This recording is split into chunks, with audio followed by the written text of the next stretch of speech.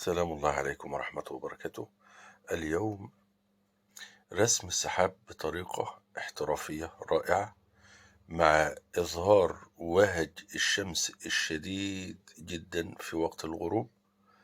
ده اللي هنشوفه خطوة بخطوة النهاردة، وهقول لكم على 4 أسرار مهمين جدا يكونوا معاك وانت بترسم السحاب، وازاي تطلع السحاب بطريقة رائعة ويطلع السحاب معاك بألوان مندمجة كما ينبغي. 4 أسرار هنقولهم وهنعرفهم أثناء تعلم رسم السحاب، وطبعا رسم الجبال البعيدة المتأثرة بالغروب، وأيضا رسم النباتات.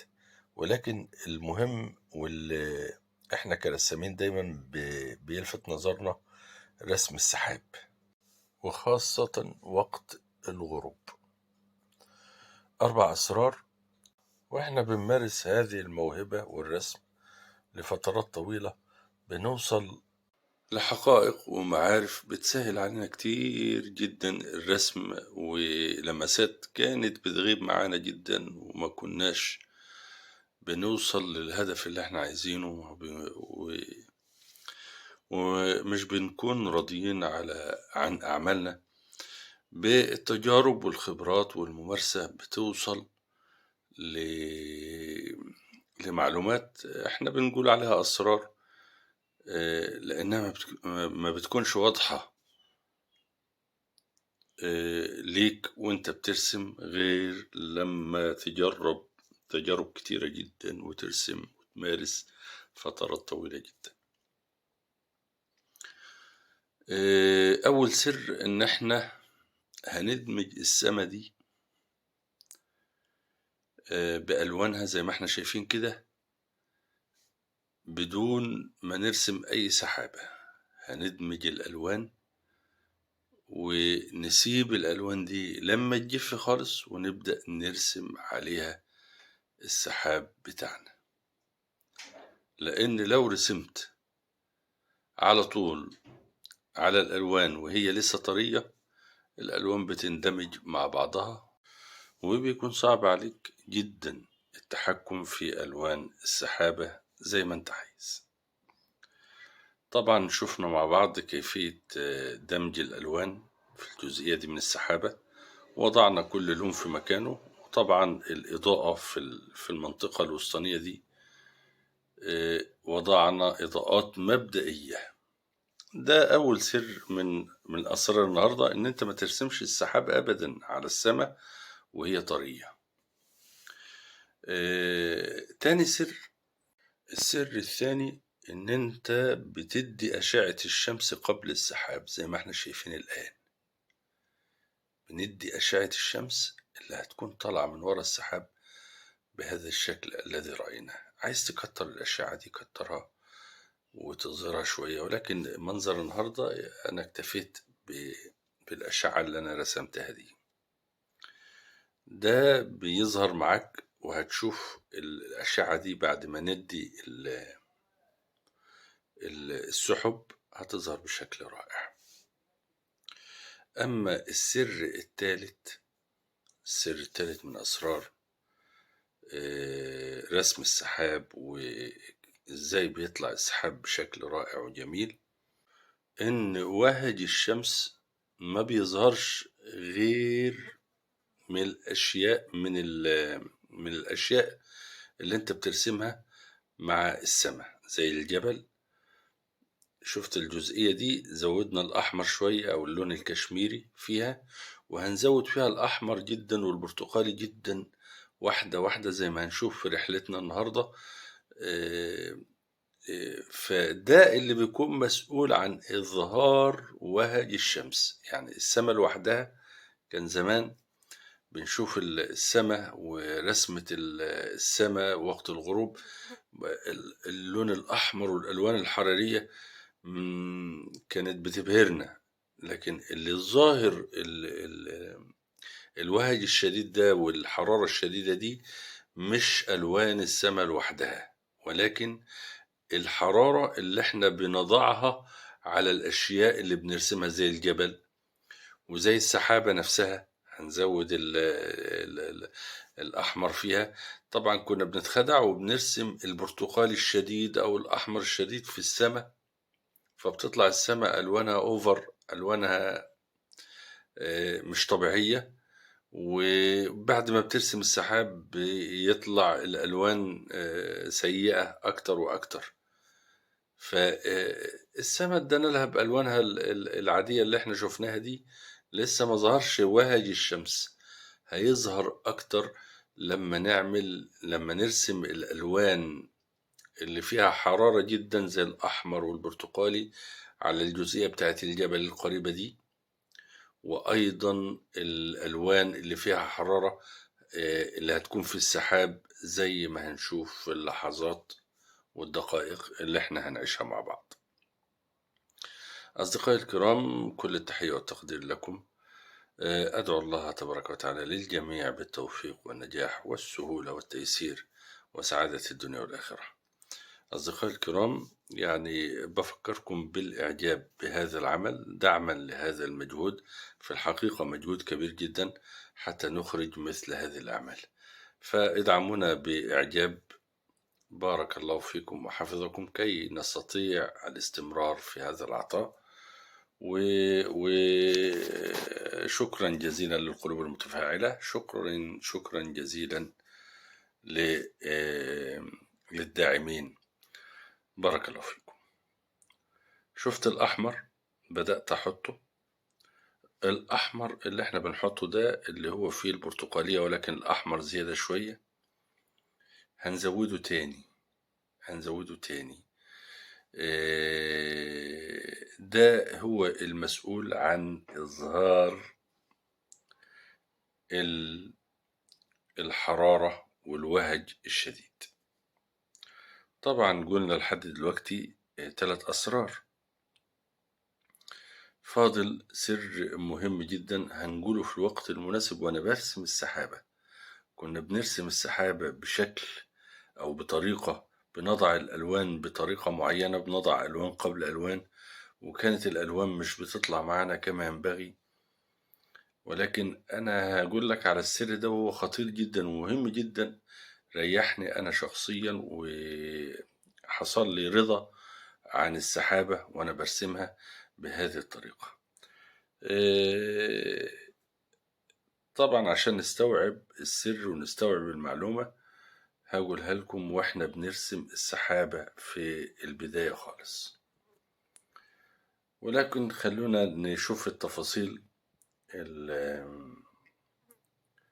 طبعا إن احنا بندي تفاصيل بعيدة جدا، أرض بعيدة جدا فيها أشجار بعيدة جدا، عملنا درجات لونية بضربات عرضية بهذا الشكل اللي أمامنا، وبدأنا ندي أماكن مظللة بشكل زيادة، أماكن الأشجار البعيدة.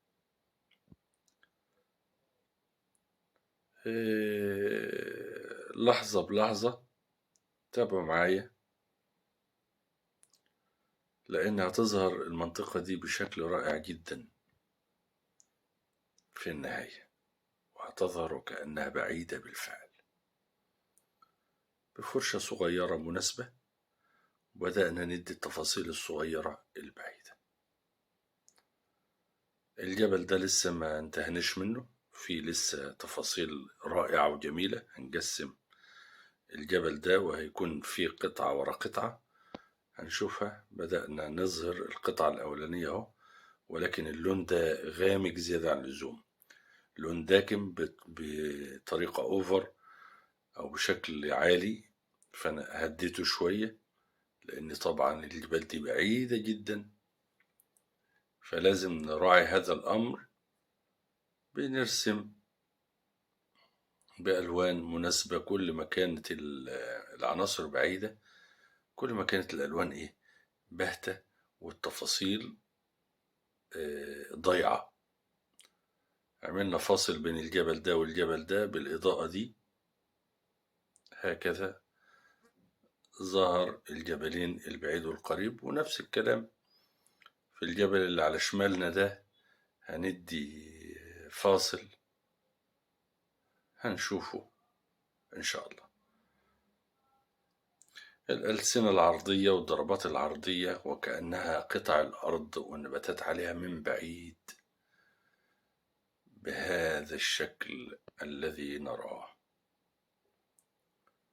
وكلها جبال خضراء، ولكن كما قلنا اللون الأخضر مش باين، ظاهر بشكل ضعيف جدا ومائل رصاصي. كل ما كانت الأشياء بعيدة كل ما كانت الألوان رصاصية، وكل ما اقتربنا كل ما ظهرت الملامح والتفاصيل، وكل ما كانت الألوان قوية وظاهرة. بدأت أرسم السحاب. تعالوا أقول لكم على السر الرابع. السر الرابع إن أنا بدي الإضاءة الأول زي ما احنا شايفين. إضاءة السحاب في وقت الغروب بيكون إضاءة بلون الكشميري. ادينا الإضاءة الأول في أطراف السحابة. أنا عارف إن أنا هرسم السحابة في الجزئية دي ومجسم السحابة. رسمت الأطراف، رسمنا الإضاءة الأول في الأطراف وبدأنا ندي التظليل وإحنا طالعين على الأطراف المضيئة. شفت التدريج اللوني؟ رائع رائع. ده سر مهم جدا وانت بترسم السحابة. طبعا قلنا 4 أسرار، قلنا 3 أسرار، وده السر الرابع، إن أنت بتدي الإضاءة أولا وبعد كده إيه تدي التظليل فيديك التدريج اللون الرائع. ادينا الإضاءة. طبعا الجزئية دي كانت جفت، فأنا اديت الإضاءة مرة تانية علشان لما ندي التظليل يندمج التظليل مع الضوء، الظل مع الضوء. هذا الظل اهو هكذا. بنحدد الخطوط الخارجية للسحابة، كتلة السحابة ككل بهذا الوضع. وشوف واحنا رايحين على الإضاءة عملية الدمج هتكون رائعة بشكل ملفت هكذا. شفت؟ كنا الأول بندي التظليل وبعد كده الإضاءة. لا، النهاردة مع الممارسة لا، الطريقة دي جميلة جدا وهتستمتع بها. طبعا بعض الأجزاء في السحابة واخدة إضاءة بشكل عالي جدا، اللون البرتقالي والأصفر. لسه هنزود الإضاءات دي تاني. طبعا الجزئية دي غامجة من السحاب فبهديها شوية،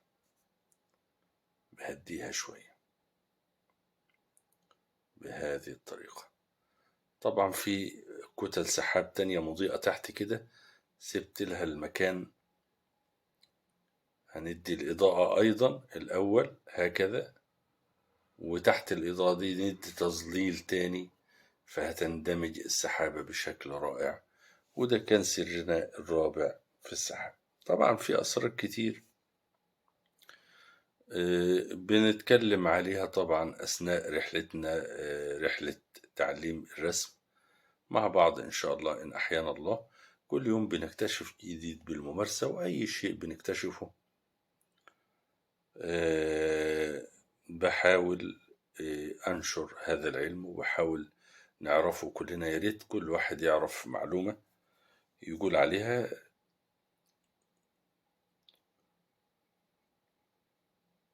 ويوصلها لغيره. خيركم من تعلم العلم وعلمه كي تحدث الاستفادة ويكون التقدم في كل المجالات. طبعا مش في الرسم بس، تبادل المعارف ده شيء رائع بيفيد البشرية في كل المجالات. شفت أنا اديت الظل في الجزئية دي ولكن افتكرت السر بتاعنا فاديت الإضاءة الأول وبعد كده أخد من الظل وأروح على الإضاءة هكذا. شفت السحابة وروعة السحابة وروعة دمج الألوان. أولا السماء تركناها لما جفت تماما وبدأنا نرسم على السحابة، ففي تحكم رائع في الألوان. بنضع الألوان زي ما احنا عايزين. التحكم في الألوان بيكون أسهل. وطبعا يعني أنا مش هنرسم الإضاءة العالية جدا في السحابة غير الآخر خالص، وده اعتبره سر برضو من أسرار الجمال. الآخر خالص هندي الأطراف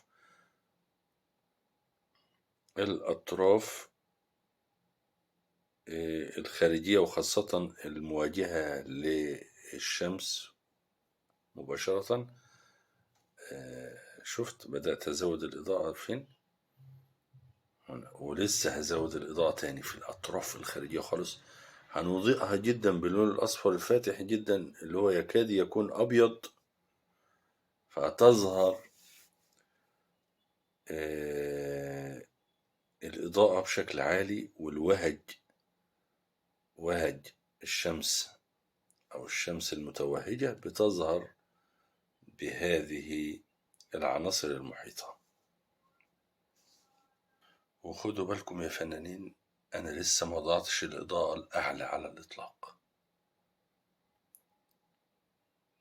اللحظات القادمة دي هندي الإضاءة الأعلى.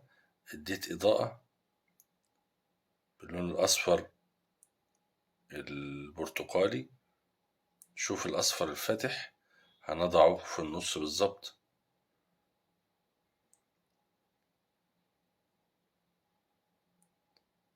بندمج الألوان في السحب اللي هي معرضة للإضاءة جدا. اللون الداكن فيها يعني ضعيف جدا، هدناه خالص باللون الأصفر البرتقالي، ولكن مائل للأصفر أكتر. برتقالي مائل للأصفر، وهنا الأصفر الفاتح في الجزئية دي اللي هي فيها الشمس أصلا، اللي احنا هنرسم قرص الشمس باللون الأبيض بعد ما ندي الأصفر ده. إضاءة عالية خالص، أعلى إضاءة في هذه الجزئية. وبالأصفر الفاتح ده لسه هندي أطراف السحاب والأجزاء المواجهة للشمس. ووزع الإضاءة هنا وهنا تدريجي اللوني بهذا الشكل.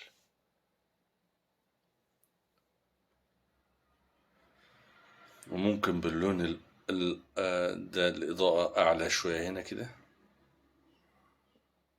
وهنوزعها برضو، هنوزعها أيضا هكذا. وأطراف هنا الأطراف هنزود الإضاءة، أطراف السحب.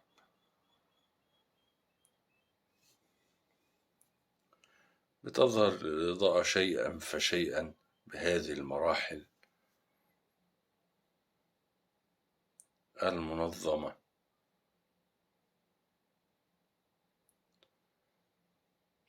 والآخر بلون أحمر كده وإحنا بنرسم الجبل البرتقالي. أيوة اللون البرتقالي ده، شايفين اللون البرتقالي درجات متفاوتة أو متقاربة جدا. وزودنا البرتقالية أيضا في الأطراف من هنا وهنا زي ما احنا شايفين.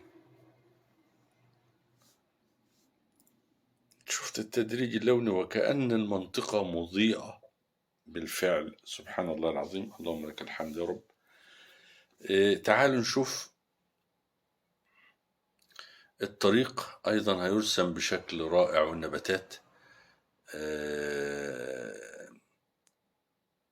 على حفتي الطريق بلون ظل النباتات اللون الزيتي الداكن. وضعنا مجسم النباتات. طبعا القريب هنا المجسم كبير خالص زي ما احنا شايفين، ورايح للبعد بيصغر واحدة واحدة زي ما احنا شايفين. ده الظل، وهنضع عليه بالضوء أخضر فاتح إن شاء الله. هتظهر النباتات دي بشكل رائع، وهنقترب أثناء إظهارها لنرى كيفية الضربات لإظهار النباتات. باللون الأصفر المضيء، وهنزود باللون الأصفر البرتقالي شوية في الأماكن اللي هي في الوسط دي. هكذا شفت اللون الأصفر ده أصفر فيه برتقالية شوية، وفي الجزء اليمين أيضا النباتات متأثرة أيضا بحرارة الشمس. فكل ده بيوحي لنا إن في حرارة بالفعل وفي إضاءة بالفعل. ودي كانت أسرار، كما قلنا، أسرار للجمال بنكتشفها واحدة واحدة بالممارسة. فكركم قلنا 4 أسرار لإظهار أجواء الغروب بالحرارة المطلوبة.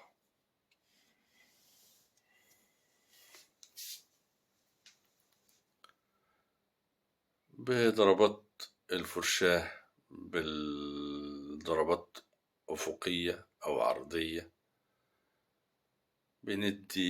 بنرسم مساحات الأرض الخضراء البعيدة جدا بهذا الشكل. أما النباتات لسه هنرجع لها تاني، ولكن بعد ما ندي ظلها على الأرض وندي الطريق. شفت جسر الظل بين النباتات والأرض والطريق، وهذا الطريق بدأناه من هنا مظلل نسبيا أيضا، أما في الوسط هيكون الطريق مضيء جدا. وهندي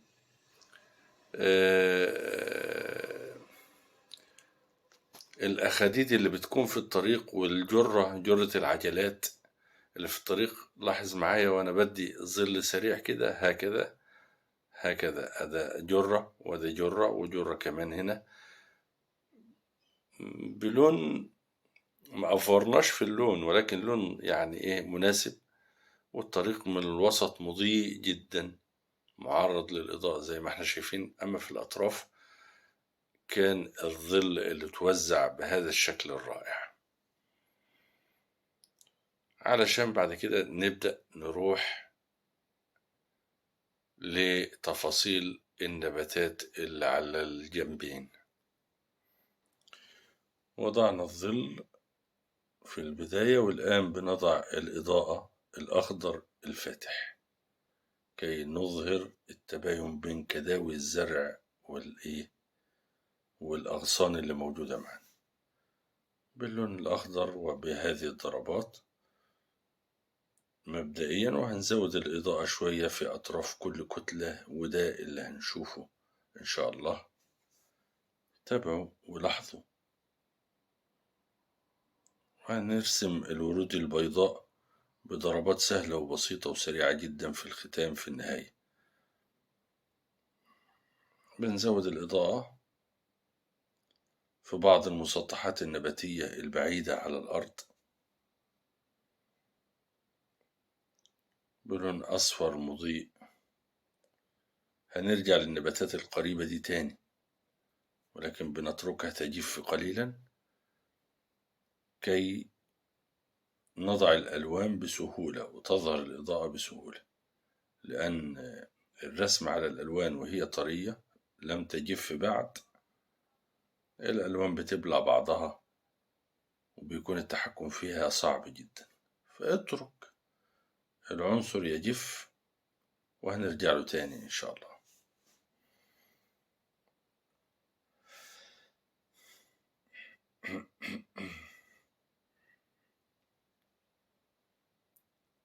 ألسنة النباتات البعيدة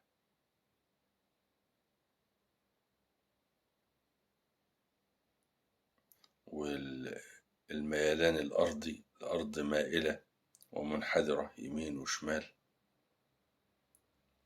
وهنا شجرة واحدة بس هنرسمها نضع الظل لها بهذا الشكل، وبعد كده نضع الساق هكذا. والأطراف اليمين دي بالنسبة للشجرة هنزودها حرارة شوية بضربات البرتقالي واللون البني البرتقالي، وهنزود الظل تحتها. هنرجع لها تاني، الشجرة هنرجع لها تاني إن شاء الله. هنا زودنا الإضاءة شوية في الأطراف، كل كتلة لوحدها، وهزود الإضاءة تاني. تابعوا ولاحظوا معايا. ولكن هزود الإضاءة بقى في الأطراف بسن الفرشاة وبشكل رأسي مائل. ده اللي هنشوفه مع بعض إن شاء الله.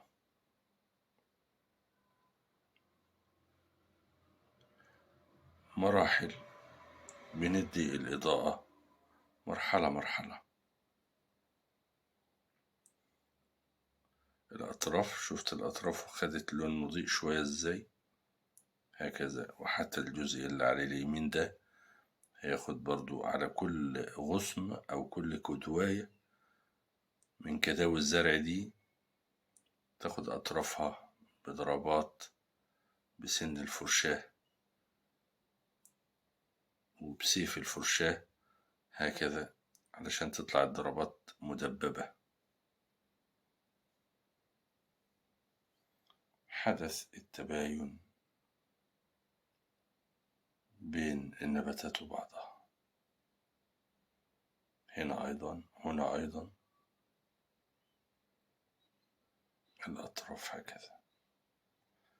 ولسه طبعا هنضع الورود البيضاء بضربات سريعة. بدأنا ندي الورود البيضاء، البعيدة بتاخد ضربات دقيقة، نقاط صغيرة، وكل ما اقتربنا كل ما كانت الضربات أقوى وأكبر، نقاط أكبر شوية. وهي دي فلسفة الورود اللي معانا دي البيضاء دي. طبعا مفيش تفاصيل، مفيش ملامح لأنها بعيدة، ولكن ضربات إيحائية بهذا الشكل الذي نراه. وبنضرب في الأطراف العليا لكل كدواية ولكل نبتة لوحدها، هكذا، هكذا.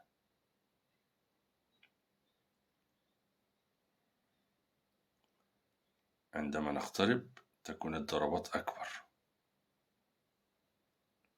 وعلى أطراف كل كدواية وكل نبات، كل نبتة بهذا الشكل. وحتى النباتات البعيدة دي هتاخد برضو هكذا. شفت الضربات أصغر إزاي؟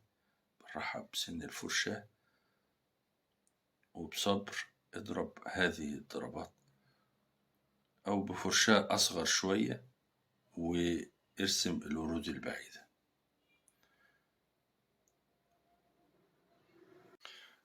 أصدقائي الكرام، هي دي كانت اللمسات الأخيرة. في الجزء الشمال ده هياخد نفس الكلام، والشجرة البعيدة دي هتاخد تفاصيل أدق شوية لتنتهي هذه الدقائق وهذه الرحلة.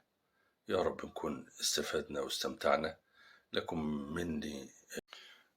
أصدقائي الكرام، هي دي كانت اللمسات الأخيرة. في الجزء الشمال ده هياخد نفس الكلام، والشجرة البعيدة دي هتاخد تفاصيل أدق شوية لتنتهي هذه الدقائق وهذه الرحلة. يا رب نكون استفدنا واستمتعنا. لكم مني